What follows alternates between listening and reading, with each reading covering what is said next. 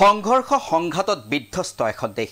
কি বাহিৰৰ শত্ৰু এতিয়া আভ্যন্তৰীণ সংঘাতেও চূৰ্ণ বিচূৰ্ণ কৰিছে দেশখন গৃহযুদ্ধ সদৃশ পৰিৱেশ বিৰাজ কৰিছে দেশখনত অন্যান্য দেশে নিজৰ নাগৰিকক উভতি আহিবলৈ জাননী জাৰি কৰিছে ভাৰতেও দেশখনৰ পৰা নিজৰ মানুহক উভতি আহিবলৈ পৰামৰ্শ প্ৰদান কৰিছে কিন্তু কি এইখন দেশ কিয় এনে হৈছে দেশখনত জানিম আজিৰ দেশ দুনিয়াত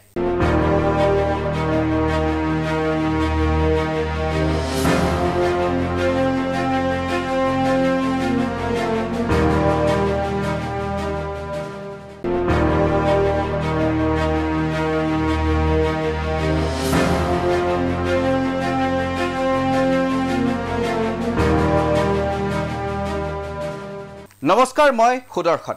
আপোনালোকে চাবলৈ আৰম্ভ কৰিছে দেশ দুনিয়া পশ্চিম এছিয়াৰ আটাইতকৈ সংঘৰ্ষ জৰ্জৰ দেশৰ ভিতৰত এখন হৈছে সিৰিয়া বৰ্তমান দেশখন কুখ্যাত সন্ত্ৰাসবাদী সংগঠন আইসিসিৰো এক ঘাটি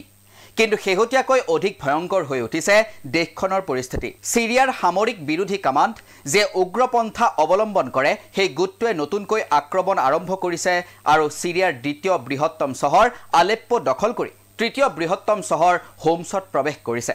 তাৰ কিছুদিন পাছতেই ভাৰতেও সিৰিয়াত থকা নিজৰ নাগৰিকক উভতি আহিবলৈ পৰামৰ্শ প্ৰদান কৰিছে এই সন্দৰ্ভত ভাৰত চৰকাৰে শুকুৰবাৰে গভীৰ নিশা এক জৰুৰী পৰামৰ্শ প্ৰদান কৰি নিজৰ সকলো নাগৰিককে কয় যে যিমান সোনকালে পাৰি সিৰিয়া এৰক বৈদেশিক পৰিক্ৰমাৰ এটা বিবৃতিত এইদৰে কোৱা হয় যে পৰৱৰ্তী অধিসূচনা জাৰি নকৰালৈ সিৰিয়াত প্ৰচলিত পৰিস্থিতিৰ প্ৰতি লক্ষ্য ৰাখি ভাৰতীয় নাগৰিকসকলক সিৰিয়ালৈ সম্ভাৱ্য সকলো ভ্ৰমণৰ পৰা আঁতৰি থাকিবলৈ পৰামৰ্শ দিয়া হৈছে সিৰিয়াত থকা সকলো ভাৰতীয়ক দামাস্কাছত থকা ভাৰতীয় দূতাবাসৰ সৈতে যোগাযোগ ৰক্ষা কৰিবলৈ অনুৰোধ জনোৱা হৈছে লগতে বিবৃতিটোত কোৱা হৈছে যে যিসকলে পাৰে তেওঁলোকক আগতীয়াকৈ উপলব্ধ বাণিজ্যিক বিমানেৰে যাত্ৰা কৰিবলৈ পৰামৰ্শ দিয়া হৈছে আৰু আনসকলক অনুৰোধ কৰা হৈছে যাতে তেওঁলোকৰ সুৰক্ষাৰ ক্ষেত্ৰত সৰ্বোচ্চ সাৱধানতা অৱলম্বন কৰে আৰু তেওঁলোকৰ চলাচল যিমান পাৰি সীমিত কৰে উল্লেখ্য যে বৰ্তমান সিৰিয়াত থকা ভাৰতীয়সকলক যদি সহায়ৰ প্ৰয়োজন হয় তেন্তে তাৰ বাবে জৰুৰীকালীন হেল্পলাইন নম্বৰ আৰু ইমেইল আইডিও প্ৰদান কৰা হৈছে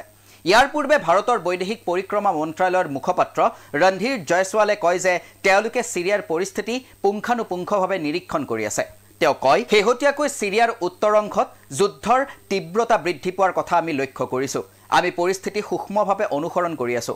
সিৰিয়াত প্ৰায় 90 জন ভাৰতীয় নাগৰিক আছে য'ত 14 জনে ৰাষ্ট্ৰসংঘৰ বিভিন্ন সংগঠনত কাম কৰি আছে জয়সৱালে কয় যে ভাৰতীয় নাগৰিকসকলৰ সুৰক্ষা আৰু নিৰাপত্তা তেওঁলোকৰ আটমোষ্ট প্ৰায়োৰিটি কি হৈছে সিৰিয়াত এই সকলোবোৰ আৰম্ভ হৈছিল আলেপ্পোৰ পৰা সন্ত্ৰাসবাদীয়ে আলেপ্পো দখল কৰাত সিৰিয়াৰ ৰাষ্ট্ৰপতি বাছাৰ আছাদো আচৰিত হৈ পৰে 2016 চনৰ পাছত ৰাছিয়াই বিমান অভিযানেৰে দেশখনৰ উত্তৰ পশ্চিম অংশত স্থিত চহৰখন আছাদৰ বাবে বিদ্ৰোহীৰ হাতৰ পৰা পুনৰ দখল কৰাৰ পাছত এআই আছিল প্ৰথমটো বিদ্ৰোহীৰ আক্ৰমণ হায়াত তাহৰিৰ আল শাম বা HTS গোটৰ নেতৃত্বত উগ্ৰপন্থীয়ে বৃহস্পতিবাৰে হামা চহৰখন দখল কৰে তাৰ পাছত চহৰখনৰ দক্ষিণ দিশত থকা আন দুখন গুৰুত্বপূৰ্ণ চহৰো দখল কৰে তাৰ পাছত আলদাৰ আল কাবেৰা চহৰত উপস্থিত হয় যিখন চহৰ হোমছৰ কেন্দ্ৰৰ পৰা 5 মাইল দূৰত অৱস্থিত সিৰিয়া চৰকাৰে দক্ষিণৰ ডেৰা চহৰ তথা একে নামৰ প্ৰদেশখনৰ অধিকাংশ অঞ্চলৰ নিয়ন্ত্ৰণ ইতিমধ্যে হেৰুৱাই পেলাইছে সিৰিয়াত 14 বছৰীয়া গৃহযুদ্ধৰ পাছত যে অৱস্থাৰ সৃষ্টি হৈছিল